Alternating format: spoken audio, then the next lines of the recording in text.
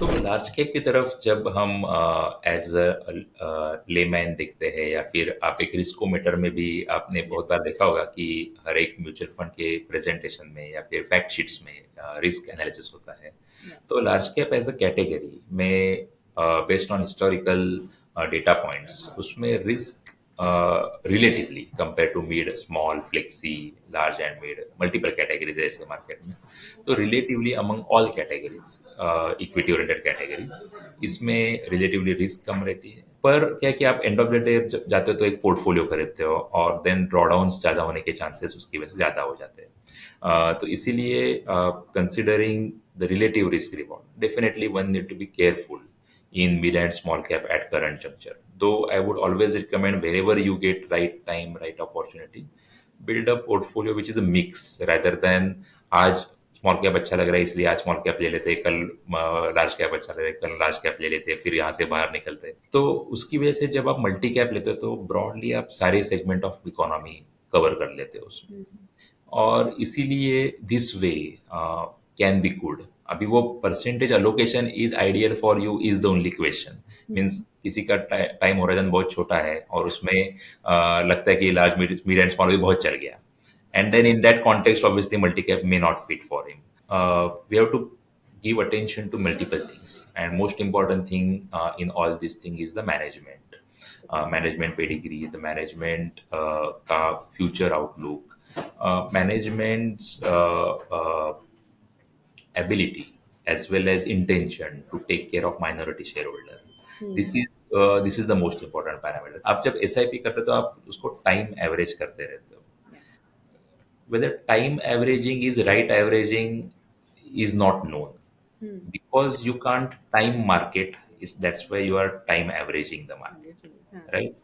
तो अगर आप टाइम नहीं कर पाते हो इसलिए आप टाइम एवरेजिंग करते हो और उसमें भी to further to time the market if you start switching और स्टॉपिंग एंड स्टार्टिंग अगेन। तो इसीलिए आपका फर्स्ट टाइम होराइजन डिसाइड करें कि कितना टाइम होराइजन आपका है, बिकॉज उससे आपकी रिस्क एपेटाइट फिक्स हो जाएगी।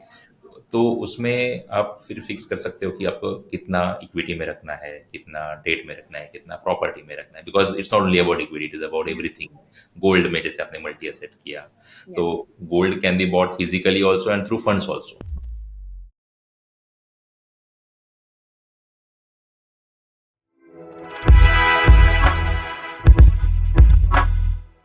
हाय एवरीवन, मेरा नाम नम्रता अरोरा है and welcome back to mutual funds की बात। म्यूचुअल फंड्स की बात में हम ग्लोबल और Indian economic conditions, commodities, stock markets, mutual funds, इन सब के बारे में बात करते हैं and we try to bring a speaker with a lot of knowledge in this particular space. तो आज ही हमारे साथ एक बहुत ही रिनाउंड पर्सनालिटी है from the mutual fund industry. Today we have with us Mr. Shreyas Diwakar. He's the Senior Fund Manager at Axis AMC. He joined the AMC in 2016 and took the responsibility to manage important funds like Axis Blue Chip Fund, Axis Mid Cap Fund, followed by the Axis Flexi Cap Fund in 2017. Before this, he was associated with BNP Paribas AMC as a fund manager for more than 5 years. He has also worked as a research analyst at IDFC Asset Management Company from July 2008 to Jan 2011 and IDFC Securities from September 2005 to July 2008. Mr. Shreyas Diwakar has done his chemical engineering from UDCT and MMS in finance from JBIMS. Hello everyone and welcome back to Mutual Funds की बात. Thank you so much for joining us today. हर हफ्ते हम आपसे promise करते हैं कि हम एक बहुत स्पेशल स्पीकर को आपके लिए लेके आएंगे एंड उनसे बहुत सारे सवाल पूछेंगे and will try to get a perspective. तो आज हमारे साथ we have mister Shreyas Devalkar. He is the head of equity for Axis AMC and Shreyas, we are truly excited to have you on our show today. Thank you so much for coming in. Thank you for inviting. Thank you so much. So, Shreyas, let's get started with the questions. हमने आपके लिए बहुत सारे questions, interesting questions line up किए हैं. And I think जो सबसे पहला question है is on the geopolitical crisis that we are facing right now. हम सबको पता है कि macroeconomic conditions कितना important role play करते हैं in equity markets and in just the economy that we live in. अभी जब देखा जाए तो ग्लोबल ऑयल सप्लाई की वजह से इकोनॉमिक इम्पैक्ट हो रहा है, जिसकी वजह से ऑब्वियसली इंडिया पे काफ़ी बड़ा इम्पैक्ट होने का चांस है, because we are a net importer of crude oil. तो आपके ओपिनियन में अगर क्रूड ऑयल प्राइस बढ़ता है because of the middle east crisis, तो क्या उसकी वजह से इन्फ्लेशन बढ़ेगा और फिर उसकी वजह से in turn Indian economy, Indian stock market पे इम्पैक्ट हो सकता है? So how much these factors would influence the interest rates as well? Though RBI ने hint किया है कि interest rates नहीं बढ़ेगा, लेकिन फिर भी is there any impact that you see as well? Definitely तो इंडिया के हिसाब से अगर देखेंगे लास्ट 10-15 साल में multiple point in time crude oil has played a big role, क्योंकि क्रूड ऑयल का इंपोर्ट होता है और उसके multiple usages, right, from petrochemical to packaging, it goes everywhere, it's not only about transportation. Sure. तो उसकी वजह से उसका एक नेट इम्पैक्ट इकोनॉमी पे जरूर आता है। उसका इम्पैक्ट आइदर करेंसी पे आएगा या फिर इंटरेस्ट रेट्स पे या फिर दोनों पे। तो क्योंकि ये सारी चीज़ें इंटरलिंक रहती है, जैसे इंपोर्ट, नेट इंपोर्ट, उसके बाद आपके फॉरेन फ्लोज, तो ये सब चीज़ें इंटरलिंक होने के कारण इसका इम्पैक्ट आपके हर माइक्रो इकोनॉमिक पैरामीटर पे आ जाता है। जो की माइक्रो इकोनॉमिक पैरामीटर हम ट्रैक करते हैं जो होते हैं करंट अकाउंट डेफिसिट, Sure. दूसरा होता है फिस्कल डेफिसिट। अगर गवर्नमेंट इसको एब्सॉर्ब करती है तो फिस्कल डेफिसिट में इम्पैक्ट आ जाता है। अगर एब्सॉर्ब नहीं करती है तो फिर वो करंट अकाउंट डेफिसिट में भी आएगा और उसके अलावा इन्फ्लेशन में भी आएगा। तो inflation definitely at high crude oil prices has impact. पर क्या लेवल का crude oil prices is more important. It's not कि जैसे अभी at a point in time crude 60 पे भी था, फिर 70 पे स्टेबल हो गया, फिर 80-90। तो जनरली ये देखा गया है कि 100 के ऊपर, $100 के ऊपर फिर एक ऐसी सिचुएशन आ जाती है जहाँ पे $100 के ऊपर क्रूड और उसका इम्पैक्ट, जैसे बताया कि इनडायरेक्टली करेंसी के ऊपर भी आ जाते हैं, तो फिर आपको इम्पोर्ट बिल और ज़्यादा बढ़ जाते हैं, तो वो कैस्केड हो जाता है। तो इसीलिए एक ब्रॉडर जजमेंट हम ले तो generally 1995 is a good range जो हम डिफेंड कर पाते हैं अच्छी तरह से, हिस्टोरिकली हमने किया है। पर जब 100-120 ऐसे लेवल्स आ जाते हैं तो डेफिनेटली हिस्टोरिकली हमने इन्फ्लेशन पे स्पेशली इम्पैक्ट पाया है। तो इन्फ्लेशन में भी दो तीन तरीके से ये इम्पैक्ट करता है कि देर आर कंपनीज जो क्रूड ऑयल कंज्यूमर है, तो ऑब्वियसली उनके उन पे इम्पैक्ट आता है। कुछ कंपनी में पॉजिटिव भी इम्पैक्ट आता है जो क्रूड ऑयल और एसोसिएटेड प्रोडक्ट प्रोड्यूस करते हैं। पर जियोपॉलिटिकल का जब हम लोग डिस्कस करते हैं तो करंट कॉन्टेक्स्ट ऑफ जियोपॉलिटिक्स उस पे actually there are multiple ways it is impacting. तो जैसे हम जब बात करते हैं कि because of geopolitical or cold war type situation, it's not only about crude oil, it's about multiple commodities including goods as well as capital। तो उसमें क्या है कि क्रूड ऑयल हमेशा क्यों बढ़ता है, क्योंकि क्रूड ऑयल जनरली हमने पाया गया है कि जहाँ पे क्रूड ऑयल प्रोड्यूसिंग कंट्रीज है वहाँ पे इम्पैक्ट एक रहता है, इसीलिए crude oil generally फ्लेयर्स up. But उसके अलावा current geopolitical situation is such that कुछ और कमोडिटी में या फिर बहुत सारे गुड्स में भी इसका इम्पैक्ट पाया गया है। जैसे आप देखेंगे कि जब वर्ल्ड बोलता है कि चाइना प्लस वन की जब हम बात करते हैं तो एक्चुअली आप सस्ता जो गुड्स है जो चाइना से खरीद रहे हैं उसके अलावा आप दूसरे कंट्री से खरीद रहे हो जहाँ पे वो शायद आपको महंगे मिल रहे हैं, तो वो भी एक तरीके का इन्फ्लेशन ही है। तो इसलिए goods, easy movement of good जो रिस्ट्रिक्ट होती है बिकॉज ऑफ जियोपॉलिटिकल इश्यूज, उससे एक इन्फ्लेशन आ जाता है और वो इन्फ्लेशन आपके मॉनेटरी और फिस्कल पॉलिसी से इमीडिएटली कभी कंट्रोल नहीं होता। दूसरा चीज जियोपॉलिटिकल सिचुएशन जो अफेक्ट कर रही है वो है फ्री कैपिटल और free movement of capital as well. जैसे पहले बहुत सारी कंट्री स्पेशली चाइना जो यूएस में बहुत इन्वेस्ट करती थी, अभी रिजर्व उनके ज़्यादा यूएस में नहीं जा रहे जैसे वो जैसे लास्ट डिकेड या फिर 2007 से 2010 के डिकेड में गए थे। तो ये फ्री मूवमेंट ऑफ कैपिटल और free movement of goods in दोनों पे इम्पैक्ट आने के कारण जियोपॉलिटिकल सिचुएशन जो आजकल बहुत ही बड़ा टॉपिक डिस्कस किया जाता है स्पेशली सिंस 2022 की शुरुआत से, तो उसके रिपरकशन ऐसे दो तीन तरीके से इकोनॉमी में आ रहे हैं। So do you think it will have a negative impact on the share market? Share market में एक चीज ऐसी है कि निगेटिव इम्पैक्ट जो कि आपने बात की, तो अगर आप निफ्टी को देखें और जब से जियोपॉलिटिकल सिचुएशन शुरू हुआ है, ऑलमोस्ट अभी 1.5-2 साल होने को आए, तो तब से एक्चुअली अगर आप हेडलाइन निफ्टी देखें तो हेडलाइन निफ्टी के रिटर्न्स बहुत ही कम Yeah. है। हेडलाइन निफ्टी एक्चुअली 2 साल में almost 2-3% C H R 3% C H R के करीब है, तो वो बहुत एक्चुअली एफडी से भी कम हो गया। अगर आप पॉइंट टू पॉइंट कंपेयर करें, क्योंकि बीच में मार्केट गिर गया फिर चल गया, तो probably for S I P investor it में बेनिफिट, बट आप पॉइंट टू पॉइंट 2 years का रिटर्न देखे तो obviously it is getting factor in. ऐसा नहीं है कि बाजार पे इम्पैक्ट नहीं आ रहा है, बाजार पे इसका इम्पैक्ट ऑलरेडी आ रहा है। दूसरा चीज़, अगर आप मिड और स्मॉल कैप देखे तो ऑब्वियसली उसमें आपने बहुत सारे रिटर्न्स देखे हैं, बट हेडलाइन इम्पैक्ट और ऊपर से करेंसी का इम्पैक्ट, जैसे हम इंडियन इन्वेस्टर है उनके लिए तो रूपी टर्म रिटर्न्स मायने रखता है, लेकिन अगर एफ आई इन्वेस्टर है तो एफ आई इन्वेस्टर के लिए डॉलर टर्म रिटर्न्स मायने रखते हैं, तो उनके लिए तो actually dollar term returns negative है आज की तारीख में। तो डेफिनेटली इसका इम्पैक्ट नेट नेट आ गया है, यानी आ रहा है ऑलरेडी, और इट इज गेटिंग रिफ्लेक्टेड। ऐसा नहीं है कि और आना बाकी है, और आ भी सकता है अगर सिचुएशन वर्सन हो गई तो, but it is getting factored in partly as well. All right. Okay. Okay. So let me ask you another question. And I think as an investor, selecting the right mutual fund scheme हमारे लिए हमेशा से challenge रहा है, लेकिन अभी I think एक नए तरीके का चैलेंज आया है, दैट इज अगर हम देखें तो लार्ज कैप कैटेगरी में करीब 30 स्कीम्स हैं। Out of this around 25 large cap schemes उन्होंने जो है बेंचमार्क को बीट किया है in 2023, and of course I think ये लार्ज कैप फंड्स के लिए some sort of a comeback. तो आपके ओपिनियन में जो एक्टिव लार्ज कैप फंड्स होते हैं, you know, do you think they will do well given the current uncertainty in the stock market, और large cap as a category एक investor के you know portfolio के लिए कितना ज़रूरी होता है?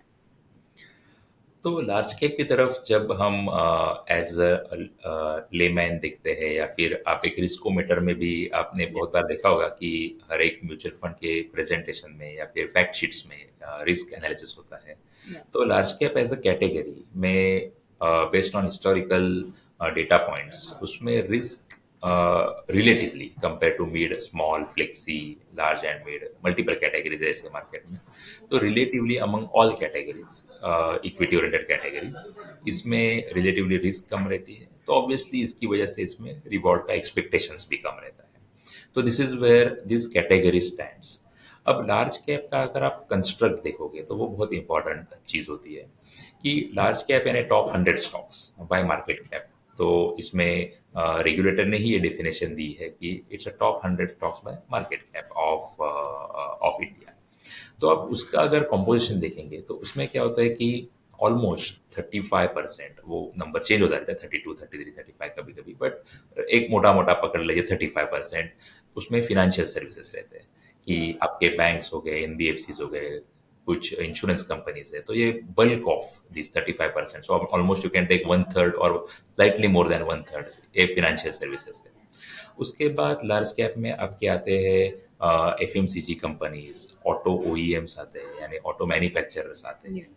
तो आप सब इस सबको अगर आप फिनेंशियल सर्विसेज को भी देखें, जिनकी growth generally retail credit growth driven होती है, कि आप जैसे कंज्यूम करते हैं, तभी आजकल इंडिविजुअली लोन लेके कंजम्पशन का भी ट्रेंड बहुत ज़्यादा बढ़ गया है। तो उसकी वजह से retail credit growth is growing. It can be for housing purchase, और it can be for car, और even the consumer durable as well. तो generally because of this large caps आप जब कैटेगरी देखते हो तो आप 1/3 फिनेंशियल सर्विसेज लेते हो, आप ऑलमोस्ट 2/3 और स्लाइटली लेस देन 2/3 आप कंजम्पशन ओरिएंटेड स्टॉक्स लेते हो, और बाकी के स्टॉक्स में फिर आपके आईटी वगैरह रहते हैं। तो आपका एक बास्केट है जो आप जब लार्ज कैप चूज करते हो तो वो बास्केट जनरली कंजम्पशन ओरिएंटेड होता है, और वो आपको ध्यान में रखना चाहिए, और एक वो फिनेंशियल सर्विसेज ओरिएंटेड ज़्यादा रहता है कंपेयर टू मिड कैप और small cap indices.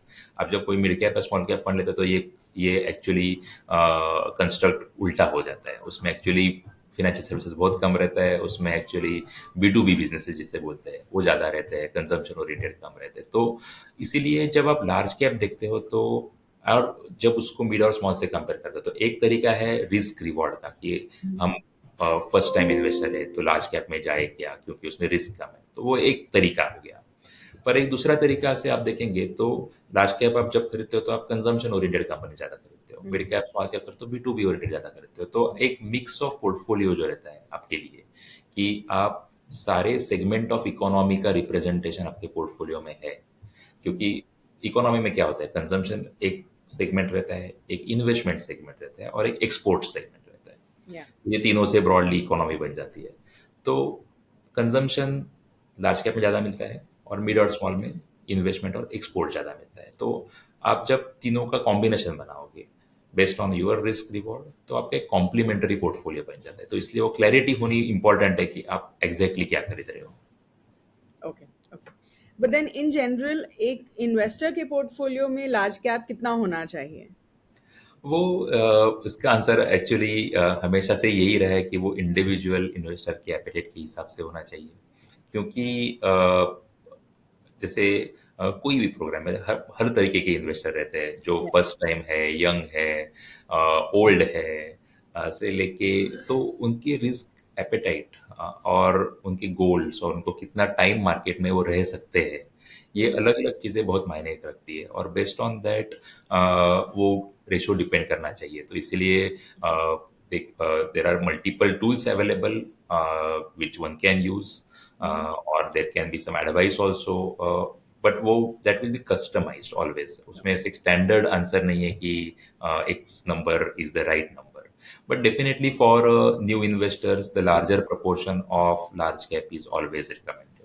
Yeah, so that's what I was asking कि मतलब at least I think for a first time investor थोड़ा allocation large cap में होना ही चाहिए, right? और Because दूसरी चीज, कंसिडरिंग करंट मार्केट सिचुएशन, जैसे मैंने शुरू में बताया था कि 2 साल में आपके large cap indexes almost 2-3%, 3% CAGR से ही चले हैं, और मिड और स्मॉल में बहुत ज्यादा correct. बड़ा बताइए, तो उसके कंपैरिजन में आपको डेफिनेटली लार्ज कैप ज्यादा दिखना चाहिए।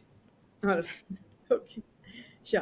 All right. So I think next question, which is related to little bit around small caps. तो अगर हम Sensex to BSE small cap index ratio देखें, which has plunged to a 15-year low of 1.7, जिसने जो last peak of the rally in smaller shares देखा था in 2018, तो ये जो small cap stocks होते हैं, they have underperformed the blue chips wherever the ratio hits these levels, right? तो आपके ओपिनियन में जो इन्वेस्टर्स होते हैं, क्या उनको स्मॉल कैप में इन्वेस्ट करने के लिए अभी थोड़ा केयरफुल रहना चाहिए? Is this the time to adopt maybe a contra style of investing? And क्योंकि अभी मार्केट्स ऑपोजिट डायरेक्शन में जा रहे हैं to small caps, do you think एक अच्छी अपॉर्चुनिटी है for investors to invest in this category? See, जैसे मैं पहले क्वेश्चन के आंसर में बता रहा था कि more than large versus mid versus small Yeah. और रिस्क रिवॉर्ड एक तरीका है। दूसरा, आप एग्जैक्टली क्या खरीदते हो, कि लार्ज कैप आप जब खरीदते हो तो आप कंजम्पशन ओरिएंटेड खरीदते हो, मिड कैप स्मॉल कैप खरीदते हो तो आप मोस्टली B2B ओरिएंटेड कंपनी ज़्यादा खरीदते हो। ऐसा नहीं कि उधर भी कंजम्पशन नहीं है, पर ज़्यादा आप वो खरीदते हो। Yeah. तो ये जब आप डिफरेंशियल पाओगे, तो इसलिए there is always need for matured investor to have everything, means to have a balance complementary, because they are complementary, it is not either or. आज के मार्केट कंडीशन में आपका क्वेश्चन स्पेशली है कि आज डेफिनेटली एक स्क्यू क्रिएट हुआ है कि एक साइड में लार्ज कैप चले ही नहीं है और मिड और स्मॉल बहुत ज़्यादा चल चुके हैं। Yeah. तो उसको नजर रखते हुए definitely some segment of mid and small cap में डेफिनेटली वैल्यूएशंस बहुत ज़्यादा है, और लेकिन कुछ सेगमेंट में वो जस्टिफाइड है, कुछ सेगमेंट में ज़्यादा है। ऐसा एक ब्लैंकेट स्टेटमेंट करना कि सब स्मॉल कैप मिड कैप बहुत महंगे है and it's bad investment, that's not right. Actually, if you go segment by segment and companies by companies, then you will find कि कुछ सेगमेंट में ज़्यादा है, कुछ सेगमेंट में वैल्यूएशन उसके ग्रोथ के हिसाब से रिजनेबल है।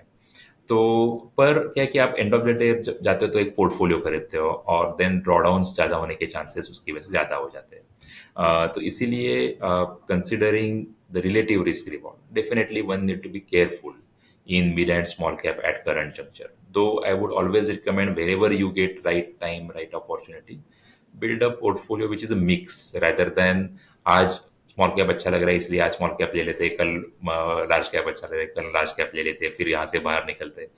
उसमें जनरली वैसा ट्रेडिंग करने में बहुत डिफिकल्ट रहता है वैसा।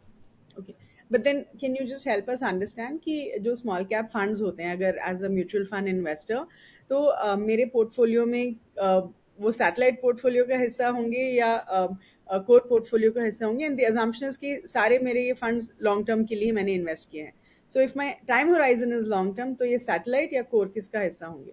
मेरे हिसाब से टाइम होराइजन लॉन्ग टर्म है तो the mix of large mid small is has to be your core portfolio rather than calling it out satellite portfolio. All right. Okay. So now coming to that, because you've been saying कि mix होना चाहिए, so we're going to talk a little bit about flexi cap funds, because of course flexi cap funds provide us that opportunity. तो flexi cap funds जो है ना, बहुत सारी strategies को employ करते हैं to mitigate the volatility या risk, right? चाहे वो active allocation हो based on market condition, market timing हो based on large cap, mid cap, small cap stocks. Focus रहता है high quality growth oriented companies में इन्वेस्ट करने का, which are less susceptible to market fluctuations, and I think a lot of us understand this about flexi cap funds. And आप बोल रहे हैं कि हमारे पोर्टफोलियो में मिक्स होना चाहिए, so please help us understand कि वो मिक्स क्या हम फ्लेक्सी कैप फंड्स के जरिए ला सकते हैं। Is flexi cap as a category good for say a first time mutual fund investor? So actually almost 3 साल पहले, एक्चुअली ज़्यादा ही हो गया अभी तो, जब से कैटेगराइजेशन ऑफ म्यूचुअल फंड बहुत 8 कैटेगरी और प्लस थीमेटिक कैटेगरी में किया गया था, that was a really good move. उसकी वजह से actually investor should benefit from that and investor should make use of that clarity जो रेगुलेशन की वजह से आपको मिली है। वो क्लैरिटी आपको मिली है उसका बहुत ही अच्छी तरीके से अगर आपको फ़ायदा करना है तो अगर again the answer to your question flexi cap या फिर mix the way I am recommending, वो डिपेंड करता है फ्रैंकली इंडिविजुअल इन्वेस्टर के इन्वेस्टमेंट में कितना टाइम या फिर इंटरेस्ट लेके कोई इन्वेस्ट करता है। क्योंकि अगर someone is saying कि okay, I don't want to think about it, let this organization or individual fund manager take a decision and I am okay with it. तो उसमें flexi cap as a category, if you have that kind of thought process, so then the flexi cap category is the category, because there by definition of flexi cap, the fund manager can have whatever large mid small proportion they have based on his own judgment. Sure. पर there can be some investor जो market में हो सकते हैं जिनको लगता है कि नहीं, I want to control it, कि मुझे लगता है कि मेरे पोर्टफोलियो में हाइपोथेटिकली 50 लार्ज होना चाहिए, 25 होना चाहिए, या फिर किसी को लगता है कि एक्चुअली मेरे पोर्टफोलियो में 1/3 होना चाहिए। ऐसा definitely different people have different thought processes based on again their risk reward framework and based on their risk profile. तो वो उनके लिए फिर मल्टी कैप ऐसा कैटेगरी भी अच्छी है, क्योंकि मल्टी कैप में आप ऑलमोस्ट 1/3 पा सकते हो। या फिर अगर लार्ज कैप ओरिएंटेशन ज़्यादा चाहिए तो large and mid cap category भी है, जहाँ पे 50% ऑलमोस्ट लार्ज कैप है, फिर मिड एंड स्मॉल आ जाता है। या फिर if the investor is totally into getting into details, तो वो individually large mid small cap fund choose करके हर एक कैटेगरी के अपना एक पोर्टफोलियो बना सकता है। So you have because of this regulation which is actually very good for investor, कि वो एक अपना पोर्टफोलियो भी बना सकते हैं कस्टमाइज्ड से लेके, on the other hand you can buy a flexi cap fund which is broadly not customized for you. Wonderful.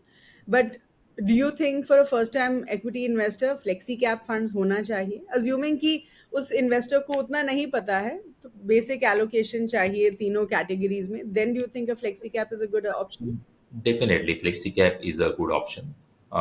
Even long term investor है तो मेरे ख्याल से इवन उसे मल्टी कैप और लार्ज एंड मिड कैप भी देखना चाहिए अपार्ट फ्रॉम फ्लेक्सी कैप, क्योंकि उसमें भी एक परसेंटेज फिक्स रहते हैं, तो वो also that also ensures that percentages are fixed. So कभी क्या होता है कि आप जब फ्लेक्सी कैप में डालते हो तो at that time not always the fund may be positioned for change in the in the Market. market mood, so to say, from large to mid, mid to large, and so on. Hmm. So in that case, if you have a static portfolio, that also can do well, which is multi-cap as a category or large and mid cap as a category. Okay. But अगर इतना ज़्यादा सोचना नहीं है और definitely if you want to leave it to the fund house और fund managers where you are investing in, then definitely flexi cap is the one. So अशियस, आप इतना मल्टी कैप फंड्स के बारे में बात कर रहे हैं, थोड़ा और डिटेल में बात करते हैं multi cap as a category, because I do think it's a very interesting category और काफ़ी इन्वेस्टर्स मल्टी कैप को भी कंसिडर करते हैं. तो आपने एक बार बोला था कि if you don't want to diversify in too many funds then multi cap is right for you. तो आप पहले तो इसका मतलब समझाइए, and keeping this statement in mind, ये बताइए कि अगर एज एन इन्वेस्टर मुझे डाइवर्सिफाई करना है अपना पोर्टफोलियो, तो मेरे पोर्टफोलियो में कितने स्कीम्स या कितने फंड्स होने चाहिए? तो पहले तो मल्टी कैप कैटेगरी के बारे में बात करते हैं कि उसमें क्या है कि रफली आपके लार्ज मिड स्मॉल रफली फिक्स्ड है, Sure. Means you have some leeway but broadly it is fixed. Yeah. तो उसकी वजह से क्या होता है कि जैसे मैं शुरू में बताया था कि different segment of markets represent different segment of economy. Yeah. The different segment of market by capitalizations are actually representing different segment of economy. तो उसकी वजह से जब आप मल्टी कैप लेते हो तो ब्रॉडली आप सारे सेगमेंट ऑफ इकोनॉमी कवर कर लेते हो उसमें, और इसीलिए this way can be good. अभी वो percentage allocation is ideal for you is the only question. Means किसी का टाइम होराइजन बहुत छोटा है और उसमें लगता है कि लार्ज मिड एंड स्मॉल भी बहुत चल गया, and then in that context obviously multi-cap may not fit for him. But if he's a long-term investor, then actually you are buying a proper representation of all segments of economy in your portfolio. And आप अगर ऐसा एक fund में ही आपका एक काम हो जाता है कि आपको फिर एक लार्ज एक मिड एक स्मॉल चूज करने की जरूरत नहीं है अलग अलग से. तो in that context I always thought that this fund is the one जो आपको सबका सब रिप्रेजेंटेशन देता है और एक फंड में काम कर जाता है. अब कितने फंड पोर्टफोलियो में होने चाहिए, उसका आंसर एक्चुअली दो एक्सट्रीम्स में आता है कि जैसे हम भी बोलते हैं कि इंडिविजुअल फंड में कितने स्टॉक्स होने चाहिए. That also is the question for us when we invest in our funds. And probably I will use a similar analogy जो हम फंड्स में भी यूज करते हैं कि आपका फंड में जब बहुत ज्यादा स्टॉक्स है तो then actually you are market. तो अगर आपके पास बहुत ज्यादा फंड्स है तो actually the combined effect of everything is the market, right. तो it is equivalent to buying a market और equivalent to buying a index as such. So उसका नेट इम्पैक्ट वो हो जाता है आपके पोर्टफोलियो लेवल पे. जो हम जैसे लार्ज कैप कैटेगरी उसमें 100 स्टॉक है, top 100 stocks, right? You can buy. And now if I have 100 stocks in my portfolio, then its impact is going to be it's a market which I am buying. And the same is true for everyone when someone buys multiple funds as such. तो इसीलिए जब आप fund choose करते हो तो there are multiple ways to get into choice of fund. जैसे large mid small categories है तो देन एटलीस्ट यू कैन जो भी कैटेगरी चूज करते हो उसमें आपको अगर क्लैरिटी आ सकती है कि मेरे पास इतने लार्ज है, इतने मिड है, इतने स्मॉल है, and then you are in control of what you are actually investing into. तो आप भले कितने भी फंड लो but just try to be in control of and be clear about yes this is what exactly I own. मेरे पास अगर 20 fund है, जस्ट एक नंबर बोल रहा हूँ, बट देन वो 20 फंड्स में मेरे पास कितने लार्ज, मेरे पास कितने मिड और मेरे पास कितने स्मॉल कैप एक्सपोजर है मेरा ओवरऑल, उसकी क्लैरिटी अगर है, and then if you can assess your risk versus what you are actually owning, then that is the better outcome rather than trying to say कि funds 4 ही होने चाहिए या 10 ही होने चाहिए या 15 ही होने चाहिए. तो आप जितने भी फंड है आप वो एनालिसिस जरूर करें कि आपके पास एक्चुअली क्या है उसमें. Okay. Interesting. So I think as a fund manager, आपका perspective always makes a lot of difference. तो आपके opinion में जब हम when we're looking at picking rising mid cap and small cap stocks early, तो वो कितना important होता है? And As Axis AMC, what techniques आप लोग use करते हैं to pick the right stocks in the portfolio? So as a fund house हमारा हमेशा से ही फिलोसॉफी क्वालिटी एंड ग्रोथ का रहा है। तो उसमें सबसे बड़ा इम्पोर्टेंट पार्ट क्वालिटी का आता है ना, स्पेशली आपने जब मिड और स्मॉल कैप स्टॉक्स की बात करी है। क्योंकि ये सेगमेंट में अगर आप देखेंगे कि बहुत सारी कंपनियां छोटी रहती है, तो उसमें उसके मैनेजमेंट्स भी प्रोबेबली मल्टी जनरेशन कंपनीज बहुत कम रहती है एक जनरेशन के। जैसे आप लार्ज कैप में देखोगे तो कंपनी शायद 1980 से 1950 से 60 से चालू है या फिर Yeah. 70 से चालू है। इधर बहुत सारी कंपनियां वो बहुत पुरानी नहीं रहेंगी। तो net net we have to give attention to multiple things, and most important thing in all this thing is the management, Okay. management pedigree, the management का future outlook, management's ability as well as intention to take care of minority shareholder. This is the most important parameter, क्योंकि अगर ये missing है तो फिर वो company भले कितनी भी अच्छी करे, शेयर होल्डर्स का रिटर्न उसमें बनना फिर मुश्किल हो जाता है। तो इसीलिए management assessment is most important part of mid and small cap fund investment.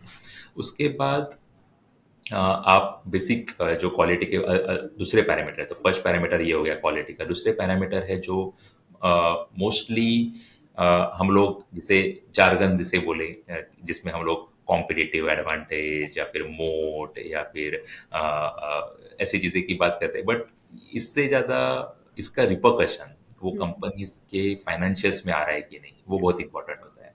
क्योंकि अगर किसी के पास कॉम्पिटिटिव एडवांटेज है पर वो नंबर्स में रिफ्लेक्ट नहीं हो रहा है, तो उसका उस चीज़ का यूटिलिटी कितना पकड़ना चाहिए। ऐसा नहीं कि you have to ignore companies जहाँ पे नंबर नहीं है, वैसे कंपनी भी रिटर्न देती है, but obviously I am talking about bulk of the portfolio. तो इसीलिए क्वालिटी की जब हम बात करते हैं तो उसमें वो कंपनी के फ्री कैश फ्लो जनरेट होते हैं कि नहीं है, उसका ओवर द साइकिल प्रॉफिटेबिलिटी कैसा है, ये सब चीज़ें बहुत मायने करती है। रिटर्न ऑन इक्विटी कितना ज़्यादा अच्छा है, ये ज़्यादा मायने करती है। और मिड और स्मॉल में स्पेशली जो B2B कंपनीज रहती है, वहाँ पे कैपिटल एफिशिएंसी थोड़ी सी पुअर रहती है, क्योंकि उसमें कैपेक्स बहुत करना पड़ता है फॉर ग्रोथ। तो उसकी वजह से वो एक असेसमेंट बहुत इंपॉर्टेंट रहता है कि आपने जैसे बोला कि वो साइकिल में कब स्टॉक लेना है।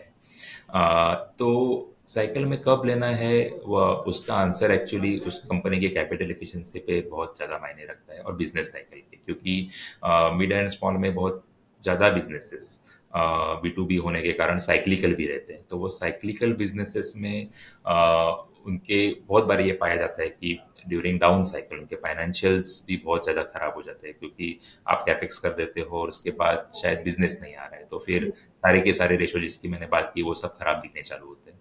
तो you have to pay attention to all this things. So and ये न्यूआंसेस फिर सेक्टर वाइज चेंज होते हैं। जैसे केमिकल सेक्टर में ये अलग तरीके से काम करेंगे, कैपिटल गुड्स में अलग तरीके से काम करेंगे, ऑटो एक्सिलरी में अलग तरीके से काम करेंगे। तो सारी चीज़ों का ध्यान रखते हुए we generally tend to invest keeping in mind all this things at various point in time. Okay, wonderful. All right. So, matlab, it is a detailed process Yes. and it does require a lot of time and effort. Yes. All right. Okay, so हमने ये भी देखा है कि कुछ equity funds ना 10 से 15% exposure stock futures में भी लेते हैं। तो ऐसा क्यों होता है? Is there any risk for mutual fund investors अगर stock futures में थोड़ा exposure लिया जा रहा है? And the question is कि can mutual funds really invest in derivatives and ये क्या purpose serve करते हैं? Like, why is it that some mutual funds would have a portion of their portfolio in stock futures? See, first of all, it is allowed. That's where obviously the mutual funds are doing. So it's scheme specific रहता है कि कुछ scheme में allow होता है, उस scheme में exposure लिया जाता है। Then this derivative exposure, especially futures exposure, it is a long position, right? You are buying a future. There can be short future also, but mostly you would have observed कि long future ज़्यादातर रहते हैं। तो उसमें बहुत अलग अलग reasons के कारण मार्केट में ये चीज़ करी जाती है कि जैसे आपने देखा होगा कि बहुत बार liquidity can be the reason कि अगर आपको स्टॉक लेना है तो जनरली फ्यूचर्स में आपको liquidity can be favourable, so this is one of the reason. So ऐसे most of the time the reasons can be different, but as far as investor is concerned, जो आपका main concern था कि इससे investor को इसे इसे कैसे देखना चाहिए. सी, बाइंग अ स्टॉक और buying a stock future practically is broadly the same thing. Obviously, you have to adjust for the dividend, etc., which obviously the fund managers normally look into such things, and normally that also gets factored in the stock prices. ऐसा नहीं कि stock price में factor in नहीं होता. हाँ. या अगर dividend है तो आपने देखा होगा बहुत बार स्टॉक एक्स डिविडेंड वगैरह भी हो जाता है, और उसके फ्यूचर्स भी वैसे ही हो जाते हैं. So net buying futures or stock directionally is broadly similar.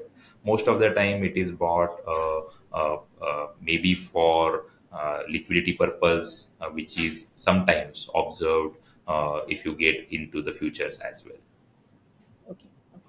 But ये इम्पोर्टेंट होते हैं, मतलब you said of course liquidity की वजह से एक रीजन होता है कि स्टॉक फ्यूचर्स में थोड़ा पैसा इन्वेस्ट किया जाता है, बट एनी अदर रीजन, और is it only liquidity mainly? Apart from that, I think that is the prime reason. I can, I mean, बाकी और reason हो सकते हैं, but this I can think of as a prime reason. Okay.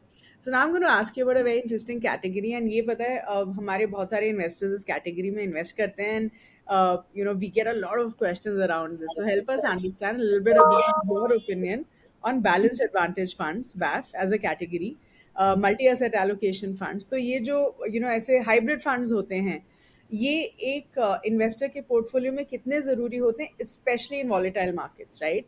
And किस तरीके के investors को इन funds को कंसिडर करना चाहिए, and you know please also help us understand कि इन फंड्स में, हाइब्रिड फंड्स में रिस्क क्या होता है. यू नो हम हमेशा रिटर्न्स की तो बात कर लेते हैं, लेकिन क्या इनमें रिस्क भी होता है विच एज एन इन्वेस्टर मुझे पता होना चाहिए? डेफिनेटली कोई भी आप इन्वेस्टमेंट प्रोडक्ट में रिस्क नहीं है ऐसा होना मुमकिन ही नहीं है. आप कहीं भी इन्वेस्ट करें और रिटर्न की एक्सपेक्टेशन में ऑब्वियसली तो उसमें रिस्क होती है. वो ऑब्वियसली अगर आप गवर्नमेंट बॉन्ड में करें तो बहुत कम रहेगी, वाइल इक्विटी में डालोगे या फिर हाइब्रिड में डालोगे थोड़ी ज़्यादा रहेगी या फिर बहुत ज़्यादा रहेगी. तो रिस्क तो डेफिनेटली हर एक प्रोडक्ट में रहती है, आप कहीं भी कहाँ भी इन्वेस्ट करें.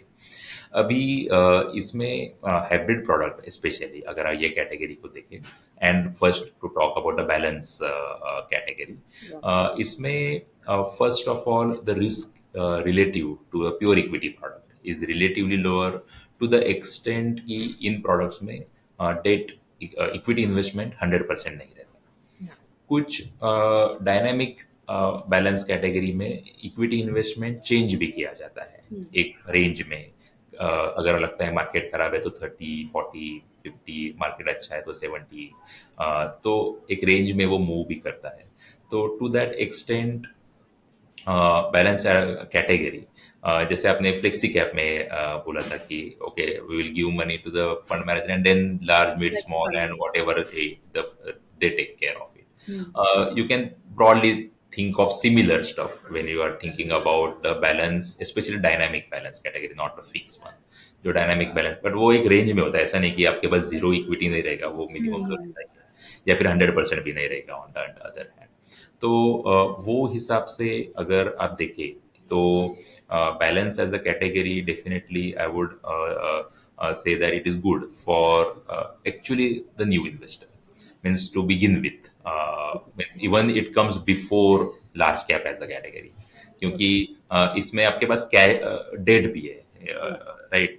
तो ऐसा नहीं कि आपका पूरा का पूरा पैसा इक्विटी में नहीं है, थोड़ा डेट में भी है, और तो इसलिए बहुत रिस्क एवर्स इन्वेस्टर है. Actually more than first time investor I would say is a risk averse investor, कि जिससे बहुत ज़्यादा डर है कि अरे मार्केट अगर गिर गया तो बहुत ज़्यादा ड्रॉ डाउन नहीं होना चाहिए और प्रोटेक्शन होना चाहिए, because it is having less exposure to equity compared to pure play equity product. Definitely this category stands out because of that.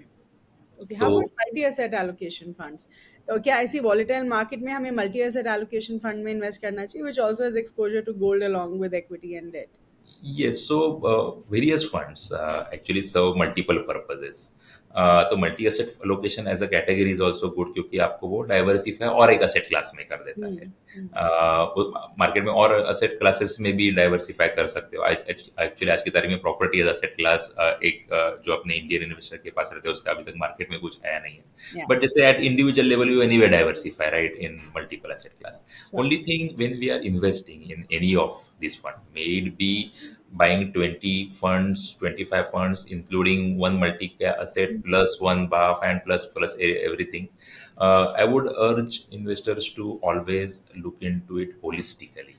कि हाँ. आपके पोर्टफोलियो में, चलो आपने एक मल्टी एसेट लिया है तो गोल्ड आपके 100 रुपए के पोर्टफोलियो में गोल्ड 1% है या 10% है, या फिर आपने पूरे 100 रुपीज में मल्टी एसेट में 2 रुपया डाला है, उसमें 30 पैसा ये गोल्ड में है। तो बेसिकली वो एक क्लैरिटी मन में होनी चाहिए।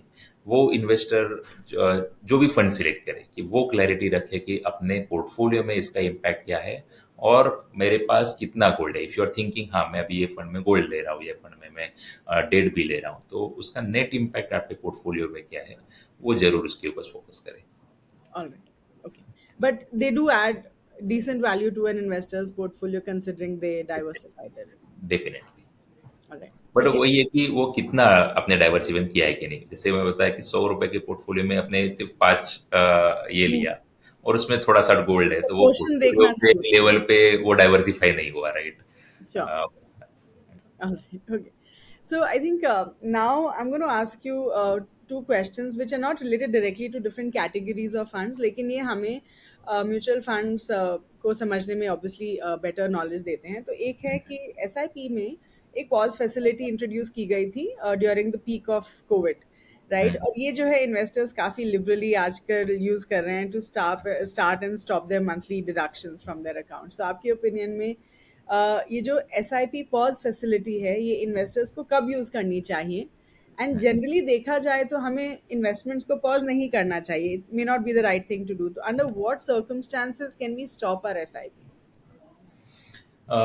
तो डेफिनेटली इन माय ओपिनियन आपको किसी को अगर personal for various reasons if there is need of money, then obviously that option has to be exercised. So there is no denial on that. But if you are trying to use it for market timing, market timing के लिए उसको use करना I would suggest कि carefully करें, क्योंकि उसमें क्या होता है कि फर्स्ट ऑफ ऑल मार्केट में when we do SIP means, ये थोड़ा सा न्यूआंस आंसर है एंड थोड़ा मैथमेटिकल भी है कि आप जब एसआईपी करते हो तो आप उसको टाइम एवरेज करते रहते हो। Whether time averaging is right averaging is not known because you can't time market, that's why you are time averaging the market, right? तो अगर आप टाइम नहीं कर पाते हो इसलिए आप टाइम एवरेजिंग करते हो, और उसमें भी to further to time the market if you start switching और स्टॉपिंग एंड स्टार्टिंग अगेन, तो अगर आपका खुद का असेसमेंट ऑफ द मार्केट सही जा रहा है या फिर आपको जिसके ओपिनियन में रहे वो सही जा रहा है, तो ठीक है कि आपने चलो उसमें बराबर टाइमिंग करके स्टॉप किया और एंटर किया। But most of the time that getting that right over cycle is not that easy. तो इसीलिए अगर आप स्टार्ट स्टॉप करते रहेंगे तो फिर उसमें एक चांस ये बढ़ जाता है कि एक्चुअली जब मार्केट नीचे गिरा तभी एक्चुअली इन्वेस्ट नहीं हुआ और सारा इन्वेस्टमेंट मार्केट ऊपर था तभी हो गया, क्योंकि एक टेंडेंसी ऐसी रहती है कि मार्केट ऊपर गया अब मैं प्रॉफिट बुकिंग कर रहा हूँ, so still it is okay tendency. But most of the time ये होता है कि जब गिरता है तभी बहुत सारे नेगेटिव न्यूज रहती है और तब एक्चुअली टाइम एवरेजिंग का जो फायदा होना है नीचे नीचे एवरेज करने का वो आप मिस कर जाते हो क्योंकि उसमें आप एक्चुअली नीचे नीचे नीचे नहीं ले रहे हो, तो फिर वो एवरेजिंग का इम्पैक्ट चला गया। तो इसलिए मैं बोला कि SIP is a time averaging, तो टाइम एवरेजिंग में वो एवरेजिंग है that plays a role and that's where to achieve that. For market timing, I would not recommend, but obviously for some other needs, one has to do. Okay. So even the pause facility, yeah, for stop. I mean, you're saying it's pretty much, the same logic that we're going to apply. Yes. Okay.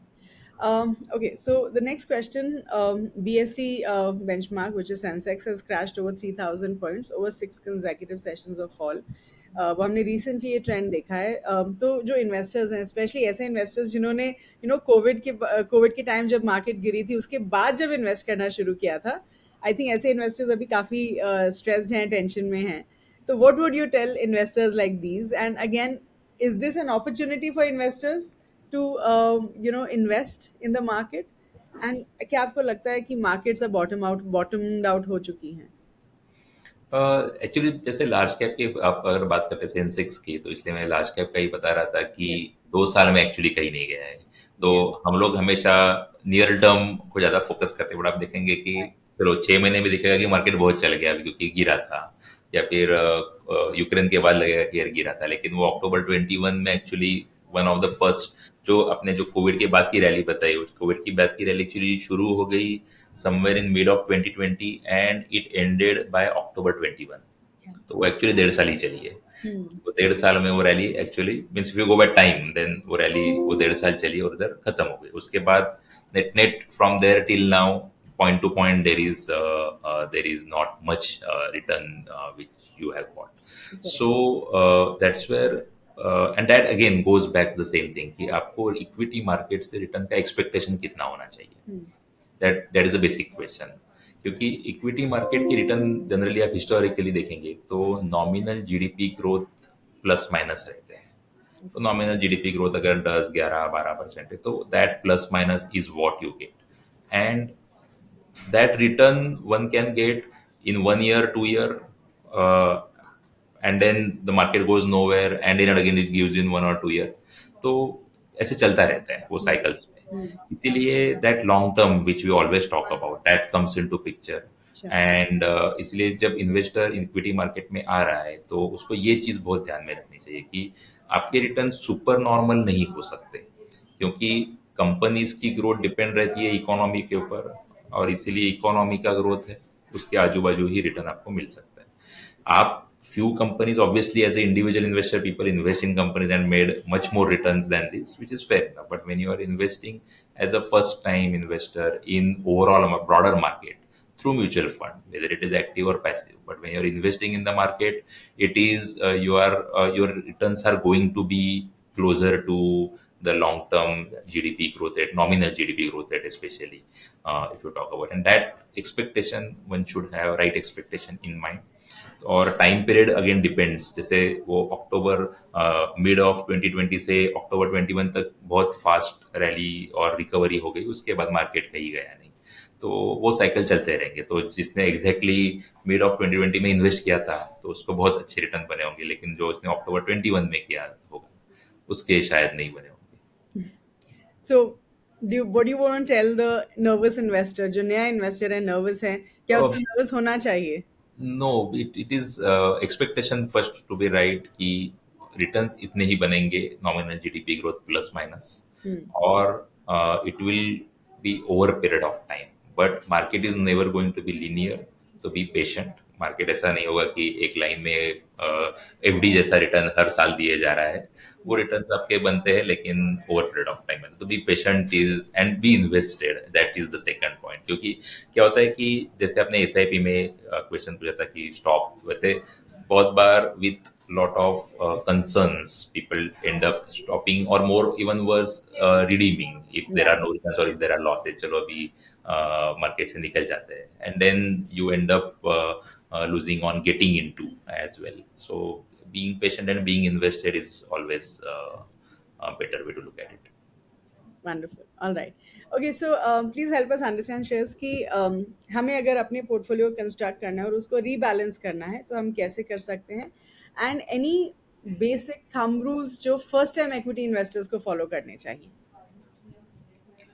Portfolio construct करना है तो जैसे मेरा first time यानी शुरू से मैं ये बता रहा हूँ कि आपका इंडिविजुअल गोल्स बहुत मायने रखते हैं, क्योंकि उसमें आपका टाइम होराइजन फिक्स हो जाता है कि 3 साल में पैसा चाहिए या 5 या 10 या 20. तो that becomes first and foremost important parameter, क्योंकि जितना ज़्यादा टाइम पीरियड आप एक्चुअली उतना ज़्यादा रिस्क ले सकते हो. जितना कम तो एक्चुअली आपको कम रिस्क लेना पड़ेगा। जैसे 2021 में अगर अक्टूबर में कोई सोचता कि मेरे को 2 साल के लिए ही चाहिए, Hmm. तो actually he was better of with liquid funds also, Hmm. Not in the equity market in hindsight, right. Sure. तो छोटे टाइम पीरियड में आउटकम अलग ही हो सकता है आपने जो सोचा था उससे, वाइल लॉन्ग टर्म में आउटकम अगर आप देखोगे तो 10 12 15 साल का इक्विटी का return has always been, as I said, nominal GDP growth plus minus. तो इसीलिए आपका फर्स्ट टाइम होराइजन डिसाइड करें कि कितना टाइम होराइजन आपका है, बिकॉज उससे आपकी रिस्क एपेटाइट फिक्स हो जाएगी। Yeah. तो उसमें आप फिर फिक्स कर सकते हो कि आपको कितना इक्विटी में रखना है, कितना डेट में रखना है, कितना प्रॉपर्टी में रखना है, because it's not only about equity, it is about everything. Gold में जैसे आपने मल्टी एसेट किया, Yeah. तो gold can be bought physically also and through funds also. तो भाई gold can be bought physically through funds and now through sovereign gold bonds also. There is one more which government has given it to you, Yeah. right? जहाँ पे आपको interest भी मिलता है almost 2-2.5% का। So there are multiple ways you can build it. So fixing मुझे कितना percentage लेना है, उसके बाद आप टूल्स जो यूज करें, but fixing that is very important कि मुझे पोर्टफोलियो का 5% 10% गोल्ड चाहिए, या फिर मुझे पोर्टफोलियो का 50%, 40%, 70% इक्विटी चाहिए। That Hmm. Fixing that is very Asset important, allocation जो asset allocation, and then उसके लिए फिर then you can use multiple tools into it. all right. Okay. So any specific learnings from your equity journey shares? आप I'm sure बहुत सालों से invest कर रहे हैं, तो अपनी कोई learnings जो आप हमारे साथ share करना चाहेंगे? लर्निंग तो यही होती है कि बहुत बार obviously always you learn from the mistakes more than the successes, Yeah. Yeah. And that is where one I would highlight कि जनरली इक्विटी मार्केट में दो चीज़ें बहुत मायने रखती है, as I said. One is longevity and patience as well. तो ये दोनों चीज़ बहुत इंपॉर्टेंट है for investors, especially one which can be used by everyone who is directly invested in the stocks or through mutual funds. And secondly, equity market की तरफ अगर हम दूसरी तरीके से भी देखें कि actually it is an opportunity for all of us who are exactly not into doing all the businesses. Equity market provide us with that opportunity to be part of the wealth creation by successful promoters हाँ. and entrepreneurs. So when you look at it in that point of view, तो आप जब invest करते हो तो आपका देखने का नजरिया, rather than just a price movement, and then your ability to stay with it also changes. तो इसलिए वो उस तरीके से देखना is also an important part of the investment journey. Sure. Right. Okay. So last question shares. Any book recommendations for our viewers, especially say the first time investors? Actually हमेशा से at least मुझे एक बुक जो हमेशा से ही पसंद था is one up on wall street by Peter lynch, क्योंकि वो book is mostly about investment and mostly in the B2C और कंजम्पशन बिजनेसेस। तो उसमें क्या होता है कि B2C बिजनेसेस में इट्स एनीवन कैन सी कि कार कैसे बिकती है, से लेके सोप कैसे खरीदा जाता है और सोप की डिमांड किसके ऊपर डिपेंड होती है। So it is very intuitive and that helps investor to understand intuitively about the investment process. While अगर B2B businesses में फिर nuances बहुत ज़्यादा आ जाते हैं कि अभी IT को कैसे एनालिस करें, फार्मास्यूटिकल एक्सपोर्ट को कैसे एनालिस करें। So that book has been really is really good for the investors who are beginning, and very old book, and it is mostly built up on consumption thought processes, and which is it in itself being intuitive, it is helpful. Sure.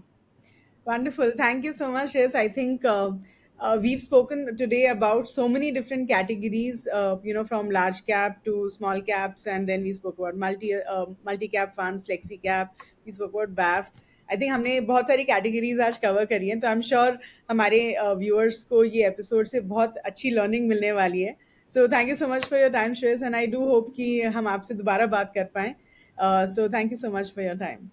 Thank you very much for inviting. Thank you. Wow, what a wonderful conversation with Mr. Shreyas. I'm sure आप सबको ये episode बहुत अच्छा लगा होगा and I'm sure you guys are waiting for the next one. तो जल्दी जो भी पॉइंट्स हमने डिस्कस किए मैं आपके लिए समराइज कर देती हूँ। तो सबसे पहले हमने ग्लोबल क्रूड ऑयल के बारे में डिस्कस किया एंड द फैक्ट कि अगर ग्लोबल क्रूड ऑयल सप्लाई को हैम्पर होता है तो इसकी वजह से इकोनॉमिक इम्पैक्ट काफ़ी होता है, specially for countries like India जो नेट क्रूड ऑयल इम्पोर्टर हैं। तो क्या इसका इम्पैक्ट हम अपने स्टॉक मार्केट पे भी देखेंगे इन इंडिया। तो मिस्टर श्रेयस सेज कि क्रूड ऑयल जो है किसी भी इकोनॉमी की ग्रोथ के लिए बहुत ज़रूरी चीज़ होता है। क्रूड ऑयल ऑलमोस्ट हर चीज़ को इम्पैक्ट करता है, like lot of macro economic parameters like current account deficit, fiscal deficit, inflation and not just transportation. और अभी जियोपॉलिटिकल क्राइसिस की वजह से फ्री मूवमेंट ऑफ गुड्स भी काफ़ी हैम्पर हुआ है, जिसकी वजह से इन्फ्लेशन बढ़ रहा है एंड डेफिनेटली इसका इम्पैक्ट हम स्टॉक मार्केट पे देखेंगे। फिर हमने थोड़ा लार्ज कैप फंड्स के बारे में बात करी एंड द फैक्ट कि लार्ज कैप फंड्स ने एक कमबैक ऑफ सॉर्ट्स किया है। तो मिस्टर दिवालकर सेज कि लार्ज कैप फंड्स जो हैं काफ़ी सेफ माने जाते हैं compare to all the other equity fund categories that we have. He also says कि जब आप लार्ज कैप में इन्वेस्ट करते हैं तो आपको फाइनेंशियल सर्विसेज या BFSI सेक्टर का एक्सपोजर मिलता है और आपको कंजम्पशन ओरिएंटेड इंडस्ट्रीज का भी एक्सपोजर मिलता है and then you are building a complementary equity portfolio for yourself. फिर हमने डिस्कस किया अबाउट द फैक्ट कि sensex to BSE small cap index ratio touched a 15-year low of 1.7 जो हमने लास्ट देखा था the rally of the smaller shares in 2018। तो we asked mister दिवालकर कि एट दिस पॉइंट क्या हम बोल सकते हैं कि स्मॉल कैप जो है ओवर वैल्यूड है। सो मिस्टर दिवालकर सेज कि आइडियली एक मैच्योर्ड इन्वेस्टर के पोर्टफोलियो में large cap, mid cap, small cap तीनों होना चाहिए। अगर हम रिस्क रिवॉर्ड रेशियो की बात करें तो डेफिनेटली अभी जो है मिड कैप और स्मॉल कैप थोड़े ओवर वैल्यूड जोन में हैं, but at the same time आपको जो है अपने पोर्टफोलियो को डाइवर्सिफाई करना चाहिए across sectors, across market caps to avoid situations like these. फिर हमने ये डिस्कस किया कि काफ़ी लोग जो है SIP पॉज फैसिलिटी को काफ़ी फ्रीक्वेंटली यूज़ करते हैं। तो मिस्टर दिवालकर सेज कि अगर आपको पैसे की ज़रूरत है किसी फाइनेंशियल इमरजेंसी के लिए तो आप अपनी SIP को पॉज कर सकते हैं, लेकिन मार्केट टाइमिंग के लिए SIP को पॉज करना सही नहीं होगा, क्योंकि बहुत लोग क्या करते हैं कि जब मार्केट करेक्ट हो रही होती है तो अपनी SIP को पॉज कर देते हैं। तब जो है वो आप जो है वो अपॉर्चुनिटी लूज कर रहे हैं to invest at lower levels, और वो जो रुपी कॉस्ट एवरेजिंग का बेनिफिट मिलता है थ्रू SIPs वो आप मिस आउट कर रहे हैं। Then we also asked mister Shreyas कि वो अपने एक्सिस AMC में मिड कैप और स्मॉल कैप स्टॉक्स को कैसे आइडेंटिफाई करते हैं for their equity funds. So mister Shreyas says कि एक्सिस AMC जो है quality, management pedigree, reputation and future outlook के बेसिस पे जो है कंपनीज में इन्वेस्ट करते हैं। They not just look at the competitive advantage and the moat, but they also look at कि ये सारी चीजें इवेंचुअली फाइनेंशियल परफॉर्मेंस में कैसे ट्रांसलेट हो रही हैं। फिर हमने ये डिस्कस किया कि हाइब्रिड फंड्स जैसे कि बैलेंस्ड एडवांटेज फंड या मल्टी एसेट एलोकेशन फंड्स एक इन्वेस्टर के पोर्टफोलियो में कितना जरूरी होते हैं। सो मिस्टर दिवालकर सेज कि जो हाइब्रिड फंड्स होते हैं लाइक बैलेंस्ड एडवांटेज फंड्स या मल्टी एसेट एलोकेशन फंड्स, ये जनरली थोड़े कम रिस्की होते हैं compare to pure equity funds, और इसीलिए ये सूटेबल होते हैं for conservative investors.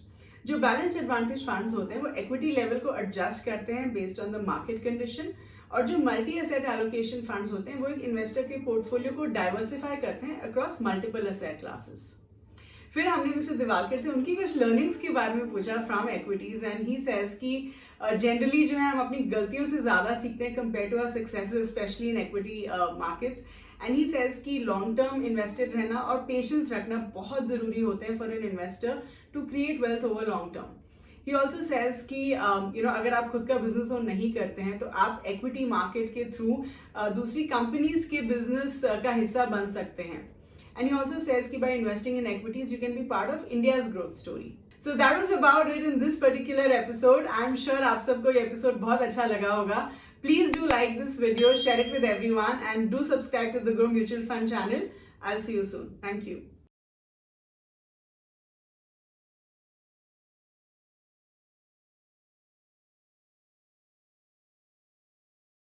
Mutual fund निवेश बाजार जोखिम के अधीन है। योजना संबंधी सभी दस्तावेजों को ध्यान से पढ़ें।